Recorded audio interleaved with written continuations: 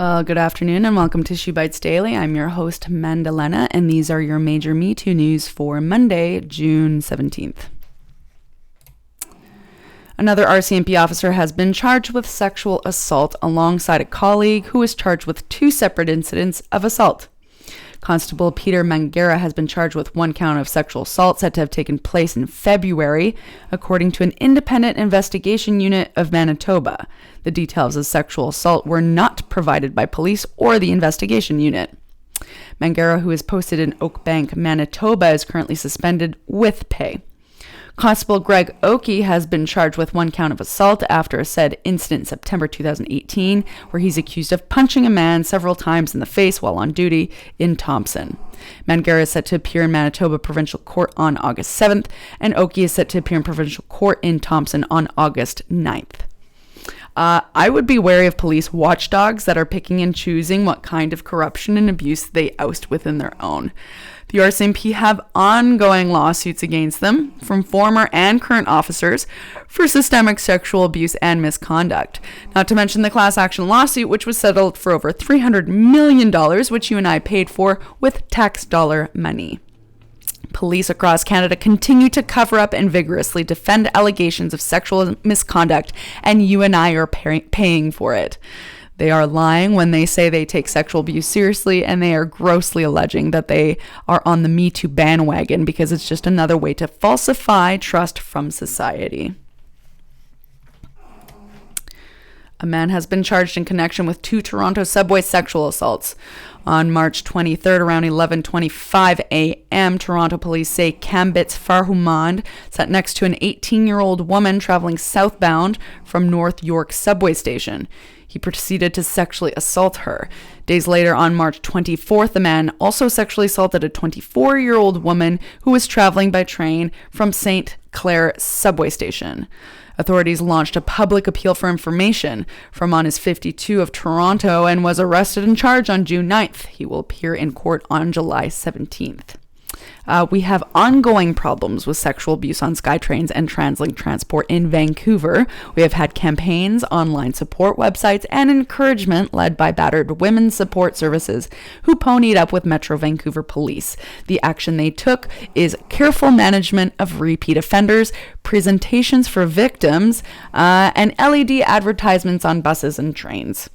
That's not enough. None of it has hit the gears. 58% of women who surveyed with Hollaback Vancouver said that they don't feel safe on public transit. What's amazing is police say they are satisfied with their efforts because over the last 6 years, sex crimes are being reported 28% more. I would say it makes more sense to have police officers do actual work, like find rapists and sexual abusers and hold them accountable with justice. But that means that they would have to do that within their own first. And I think deep down, we all know that that's not going to happen without the force of whistleblowers. Polls are showing that the majority of colonized Canadians agree that Indigenous women have been subject to genocide. Most of Canada finally agrees that the murders and disappearances of Indigenous women amount to genocide, according to a Ledger poll.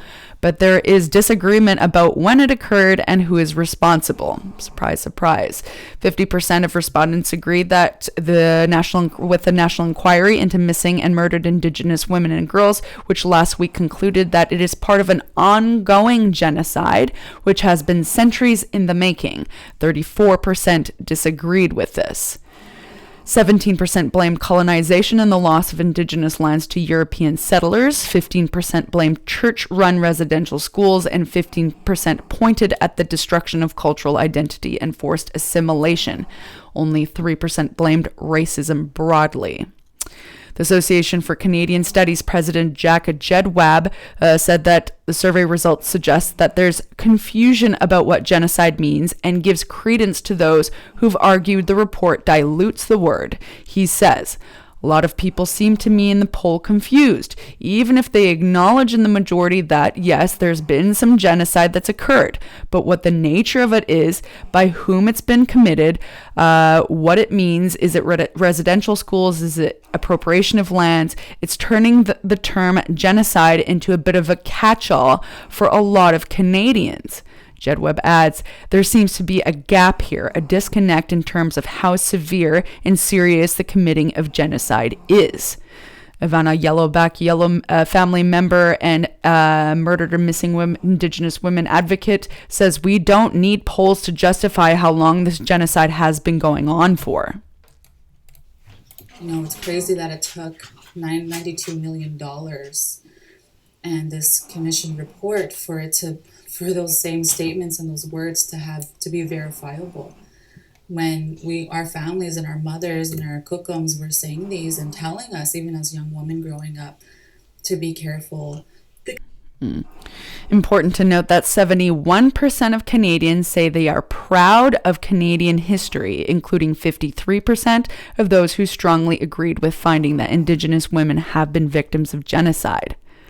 I think it's vital that we take a look at these findings and measure how it compares to our own beliefs in our own backyards, to our parental beliefs, community beliefs, generational beliefs, institutional beliefs, cultural beliefs. I have had too many conversations with people I know, and I mean white privileged European people, who are totally in line with this poll, who agree that Indigenous women have been enslaved, stolen, abused, raped, murdered, missing, but the people responsible are not their friends, not their community, not their family members, not their grandfathers, not people they know, not cops, not their cops rather, and that Canada is not like other countries, that it is not a cultural problem. I've heard this from European immigrants specifically. They talk about how great our country is, how much better we have it here, and in fact, they treat me like I'm not grateful for not agreeing with them. I compare it to the not my country phenomena. Canada, the corporation, has relied on being the world's sweetheart country while sweeping Indigenous women's genocide under the rug and calling it feminism. Well, these have been your major Me Too news with commentary for June 17th. If you have suggestions or would like to hear more about a particular topic, please do let us know. We will be focusing quite a bit more on some more investigative pieces and individual women's stories and video journalism as we move on in the She Bites revolution. So please don't hesitate to reach out to us, and we will see you tomorrow. So until then, survive, disobey, and document. Play it. No, not that one.